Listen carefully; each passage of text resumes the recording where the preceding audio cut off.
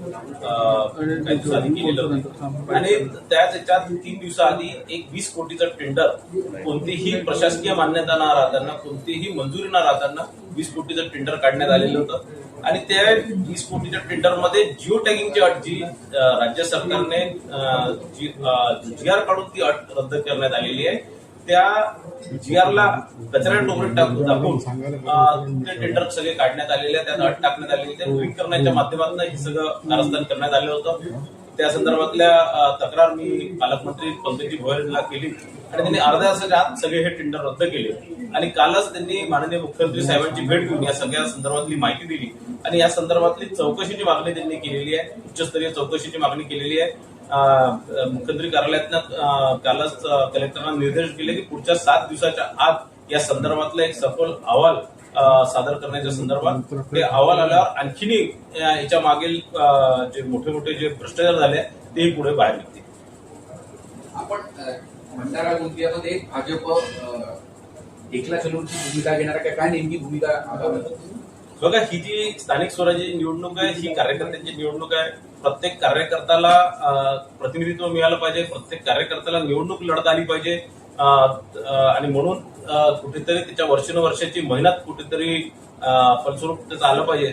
त्याकरता या सगळ्या स्थानिक स्वराज्याच्या निवडणुका असतात आणि यामध्ये युती करून कुठेतरी कार्यकर्त्यांना डावलण्याचं काम किंवा कार्यकर्त्यांवर अन्याय करण्याचं काम केलं जातं आणि म्हणून आम्ही ठरवलं आहे की भंडारा आणि गोंदिया जिल्ह्यामध्ये कोणतीही युती न करता भारतीय जनता पार्टी स्वबळावर लढणार आणि आपल्या सगळ्या जागांवर आपल्या भारतीय जनता पार्टीच्याच कार्यकर्त्यांना तिकीट दिली. खरं तर महायुतीचे अजून काही मित्रपक्षाचे उमेदवार किंवा ताकद तिथे काही प्रमाणात आहे. शिवसेनेची असो वा राष्ट्रवादी काँग्रेस अजित पवार पक्षाचे असो, दिग्गज नेते सुद्धा प्रफुल्लभाई आहे किंवा मुंडेकर राज्यस्तरावर आहे.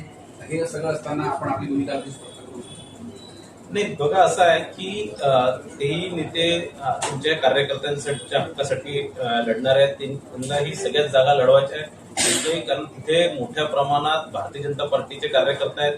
सोबतच शिवसेना आणि राष्ट्रवादी काँग्रेस पक्षाचे कार्यकर्ते मोठ्या प्रमाणात आहेत आणि सगळ्याच कार्यकर्त्यांना कुठेतरी प्रतिनिधित्व मिळालं पाहिजे, निवडणूक लढता आली पाहिजे.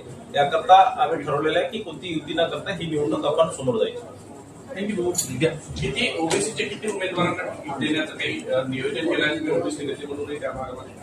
आम्ही किमान 80% ओबीसी उमेदवारांना ओपन मधनं सुद्धा तिकीट देण्याचं आम्ही ओबीसी आरक्षणात ओबीसीचं राहतील पण ओपन मधलेही 80% उमेदवार हे ओबीसी प्रवर्गातून येणारे सगळे कार्यकर्ते राहणार आहे.